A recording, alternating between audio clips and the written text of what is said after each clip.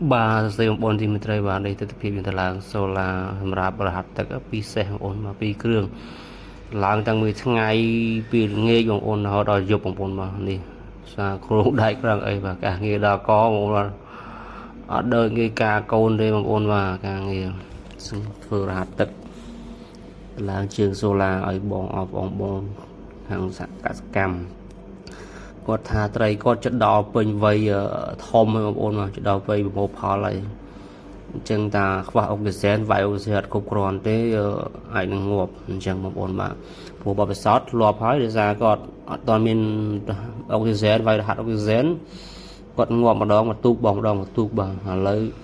គាត់មានរហ័តគាត់ប្រើគិសនីហើយគាត់ថាទេចាំប្រើសូឡាវិញបងប្អូនបាទឥឡូវប្រើសូឡាវិញយើងដាក់ប្រើឲ្យវាបានវិញមកហាត់ទឹកពីរដែរឥឡូវមកដូរប្រូសូឡាទៅអស់វិញបងប្អូនបាទអានេះដើរព្រឹកដល់ថ្ងៃវាយអុកស៊ីហ្សែនបាទវាយអុកស៊ីហ្សែនពីព្រឹកដល់ថ្ងៃយប់ឡើងមុខងារគាត់អាចប្រើប្រាស់គិសនីបាននេះដែលខ្ញុំធៀបមកបងហាត់នេះបាទឈុតនេះពីក្របបងប្អូនបាទខ្លាំងមែនទែនបងប្អូនបាទប្រើសូឡានឹងបងប្អូនបាទថ្ងៃពេញតែប៉ុណ្ណឹងទៅម៉ោង7 8នេះដាក់បងព្យូបងប្អូនបាទនេះខ្ញុំក៏ងារមកមើលសេរីថែមទៀតបងប្អូនអស់មកយប់ធ្វើខ្ញុំព្រឹកឡើងក៏មកធ្វើថែមទៀតបងប្អូនបាទការងារថ្ងៃមិនគ្រប់ការក៏យប់បន្ថែមបងប្អូនបាទនេះតឡើងរហាត់ទឹកសូឡាបាទហាត់ទឹកពាក់សូឡាបងប្អូនមានម៉ូទ័របែបប្រើគិសនីចាំមកប្រើសូឡាវិញក៏បានបងប្អូនបាទមានពីរជំរើសអញ្ចឹងបងប្អូនបាទអាចប្រើគិសនាសូឡាក៏បានប្រើគិសនីក៏បានបាទនេះវាយខ្លាំងមែនទែនបងប្អូនបាទត្រីធំបងប្អូនបាទត្រីធំមែនទែនបងត្រីប៉ុណ្ណាណីបងប្អូនបាទត្រីគាត់ចំត្រីចម្រុះ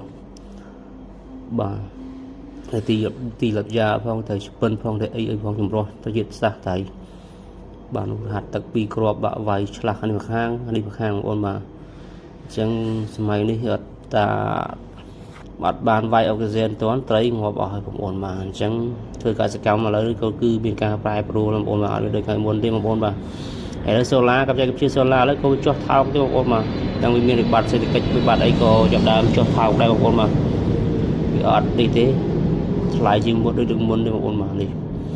គេហាត់ទឹកវាយខ្លាំងមែនទែនបងប្អូនបាទមួយសេះពីរគ្រាប់បងប្អូនបាទហើយបងប្អូនមា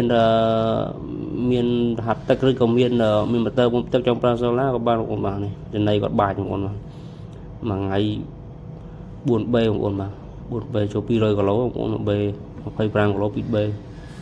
នៅ B ចូល50ចូល100គីឡូបងប្អូនមួយថ្ងៃបងប្អូនបាទ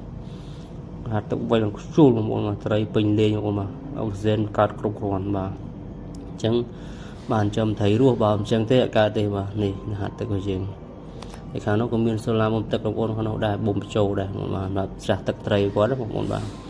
តែឥឡូវគាត់ឃើញរហ័តទឹកចង់ប្រើសូឡាថែមទៀតបងប្អូនបាទដាក់តាមជូនតាមសំណើបងប្អូនបាទនោះទាំងសូឡាខាងនោះបងប្អូនបាទនោះរហ័តទឹកមួយបាទដាក់វាយចុះឡើងឲ្យវារហ័តវាវិលទឹកវិលឡើងបងប្អូនបាទអញ្ចឹងបានខាតបានជើកើតបងប្អូនចង់បានតើតើលេខទូរស័ព្ទ 07535838បងប្អូនអរគុណច្រើនសម្រាប់ការចំណាយវីដេអូនេះបងប្អូន